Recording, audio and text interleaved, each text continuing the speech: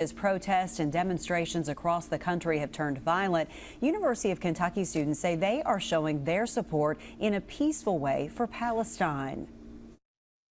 If we look across the country, there are many universities who are holding similar protests, and we're here in solidarity with them and in solidarity with the people of Palestine and letting them know we won't go silent.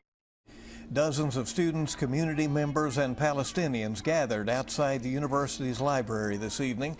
WKYT's Grayson Passmore tells us what those rallying are asking of the university administration amid the war in the Middle East. That's our top story at 11.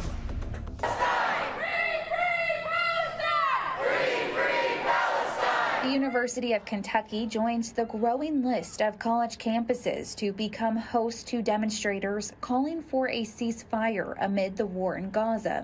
What would you want the world to do for you? And so that's what we're here doing. This is the least we can do, is use our voices.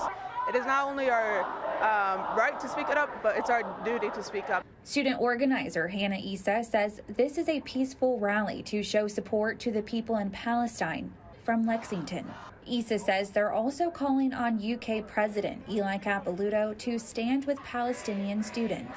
This is not just a Muslim or an Arab issue or a Palestinian issue. This is a humanitarian crisis that we all need to speak up for. While dozens stood outside of the William T. Young Library chanting for a freed Palestine, a small group stood off to the side holding American flags.